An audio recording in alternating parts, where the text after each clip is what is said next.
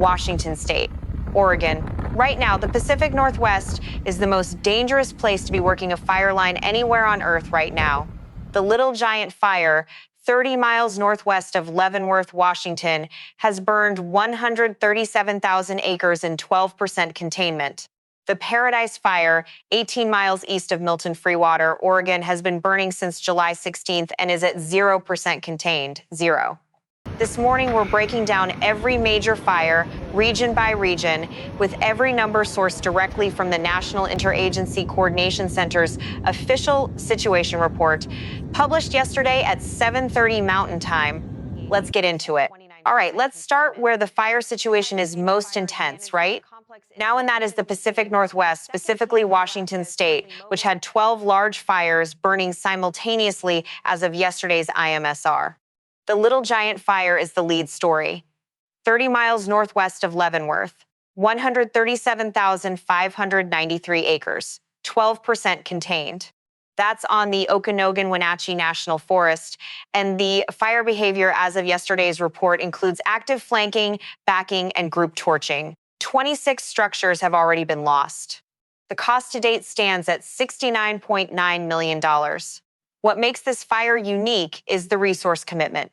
240 soldiers from the 1st Battalion, 23rd Infantry Regiment, 7th Infantry Division, based out of Joint Base Lewis McChord, are actively deployed on this fire. That's U.S. Army infantry doing fire line work. When the military is cutting line, that tells you everything about how stretched civilian resources are right now. All right, next up, the Sinlahekin Fire. 1 mile west of Tonasket, up in Okanogan County. 154,250 acres, 47% contained. That's 30 structures lost. $64.2 million are spent. Moderate fire behavior, backing, creeping, isolated torching. And while the containment number looks better, this fire is still massive and still threatening residences and critical infrastructure. Then there's the Kaiser Canyon Fire. 1 mile south of Nispelum on the Colville Reservation, 138,292 acres, 90% contained, 47 structures lost.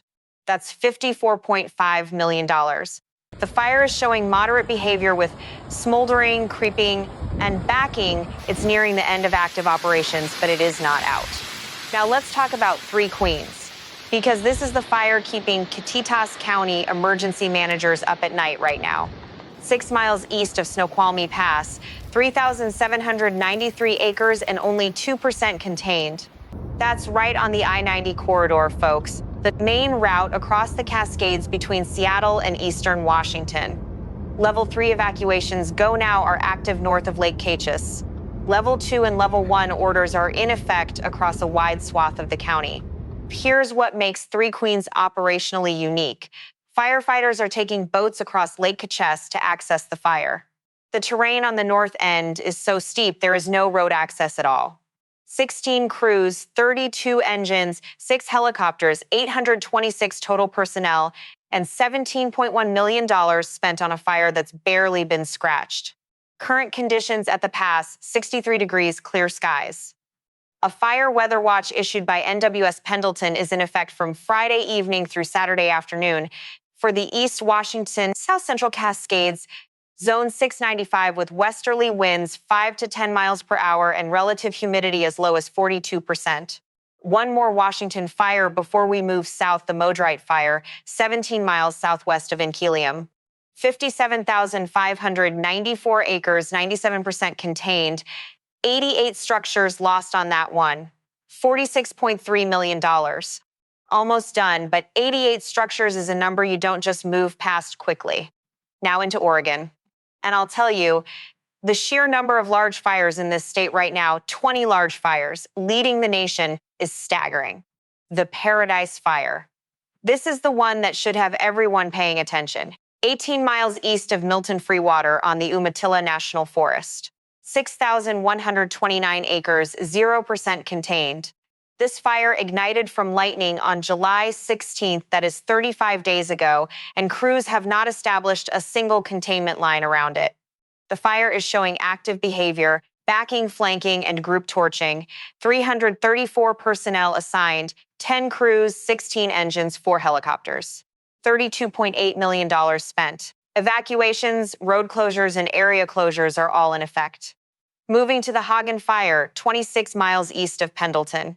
58,153 acres, 19% contained, $40.1 million, active flanking, backing, and group torching there as well.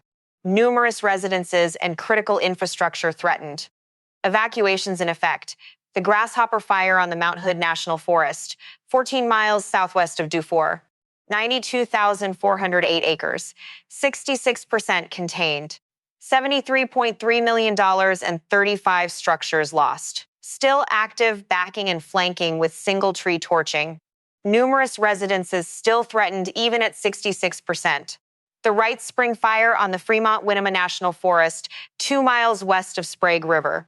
54,131 acres. 55% contained, $26.9 million, 7 structures lost, uphill runs, isolated torching, spotting, evacuations remain in effect. Now the Roe Creek Complex. 10 miles south of Fossil on the Prineville BLM district, 373,981 acres. 89% contained, $85.2 million, 33 structures lost. That fire is progressing well. Crews mopping up in the Mill Creek area, strengthening control lines, removing hazard trees. The northwestern edge is still showing some activity as large islands of unburned vegetation burn inside the perimeter. But this is a fire that's trending in the right direction. And then, my goodness, the Big Grass Fire. 25 miles southwest of Jordan Valley on the Vale BLM district. 579,007 acres.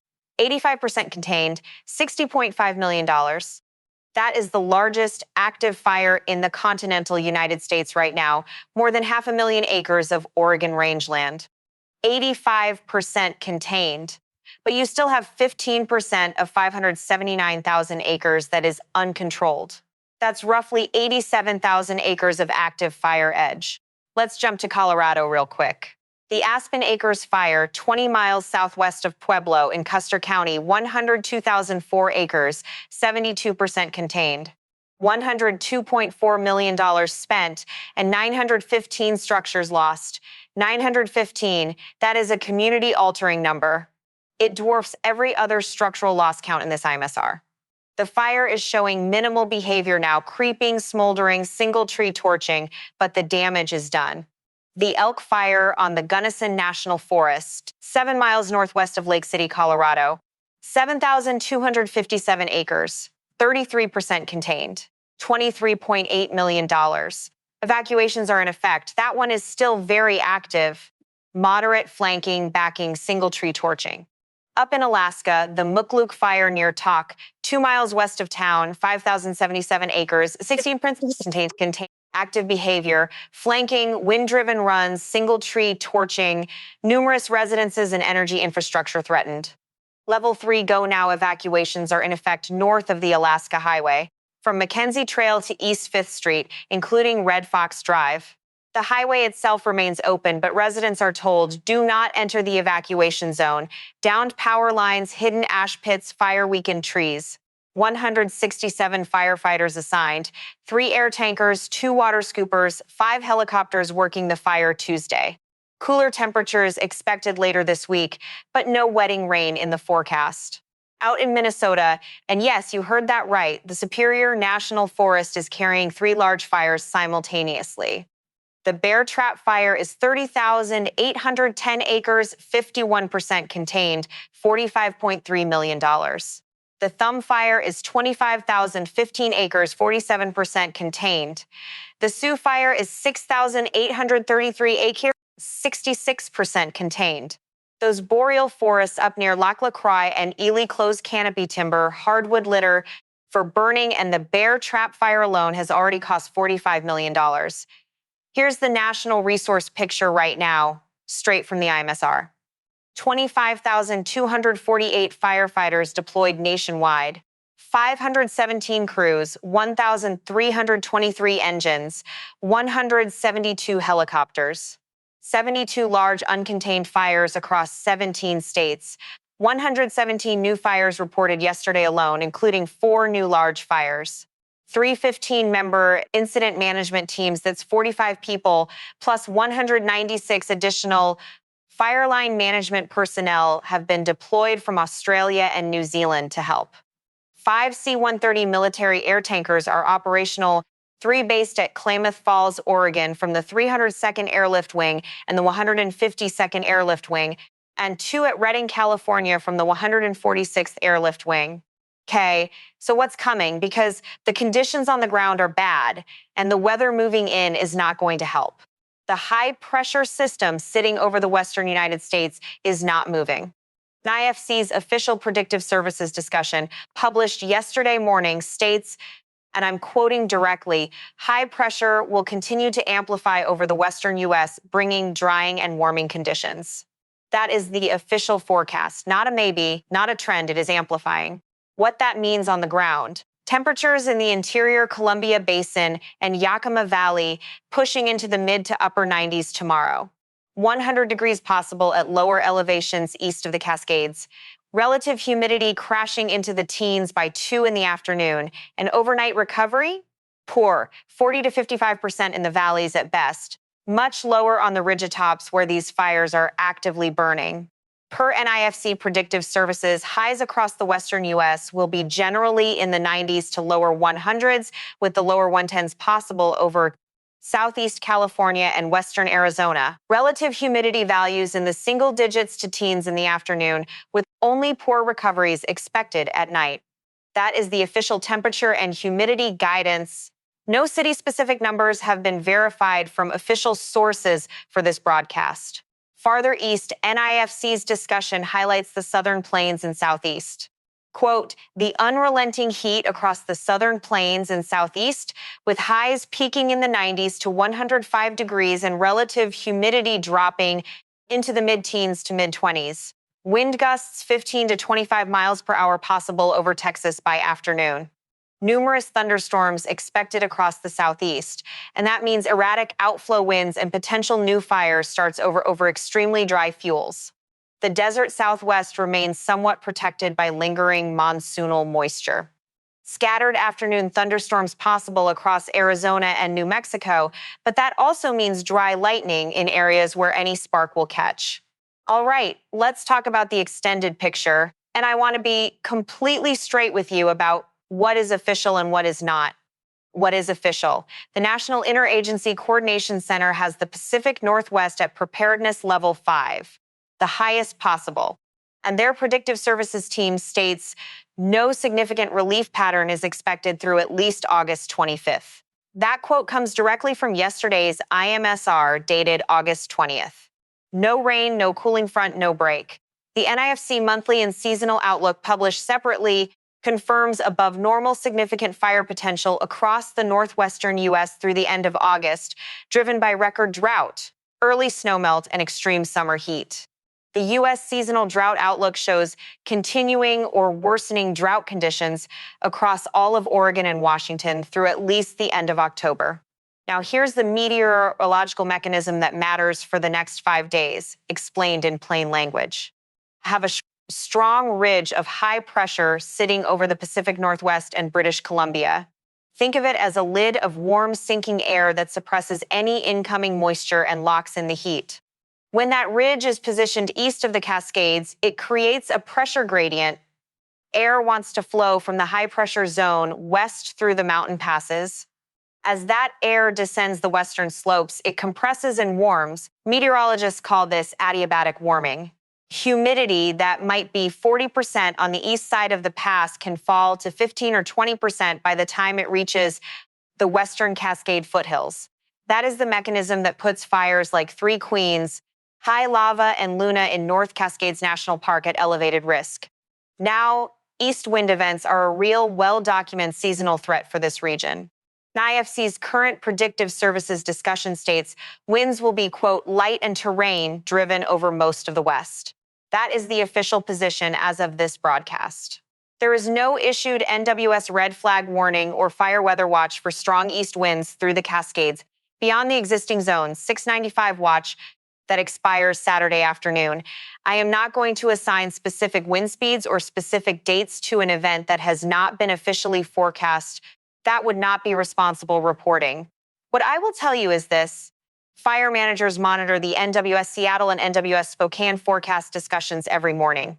The signal to watch for is a red flag warning, not a watch, with east wind language in the forecast. If and when that happens, conditions on Three Queens, High Lava, the Luna Fire, and the Border 2 Fire North Cascades National Park could change rapidly. Monitor official sources daily. Here are the three scenarios grounded in what NIFC actually forecasts. Best case, the ridge weakens sooner than expected. Relative humidity improves slightly by the weekend. Fires hold their current perimeters, no new significant ignitions. Middle scenario, the locked high pressure continues through August 25th as forecast. Fires continue slow growth. Containment percentages inch upward as crews work the edges. No dramatic escalation. Worst case, and this is hypothetical, not a forecast, a shift in the pressure pattern produces strong terrain-driven winds through the Cascade passes, triggering rapid fire growth on Three Queens or Paradise and forcing additional evacuation orders. Fire managers and the public should watch NWS products to understand which scenario is materializing. My goodness, let me put these numbers in perspective before we close. As of August 20th, yesterday, firefighters have responded to 49,608 wildfires nationwide in 2026. Those fires have burned 7.5 million acres. That is 128% of the 10-year average for fires and 169% of the 10-year average for acres. Year to date, 2026 is the worst fire season on record in over a decade, and we still have 6 weeks of prime fire weather remaining. The Northwest region alone, Oregon, Washington, Idaho, has burned 2.7 million acres this season. That is more than all other regions combined. Folks, every data point in this broadcast came directly from the NIFC Incident Management Situation Report, published at 7:30 Mountain Time on August 20th, and from the NWS Pendleton Fire Weather Watch. Links to all official sources are in the description below. If you are under any evacuation order right now, level 3, level 2, or level 1, please take it seriously. Have your go bag ready. Follow your county emergency management and local law enforcement for real-time updates. Do not wait for level 3 to prepare. I'll be monitoring NWS products daily and will update this channel if conditions change significantly. Hit like, subscribe, and turn notifications on so you don't miss the next update. I'll see you in the next one. Stay safe out there.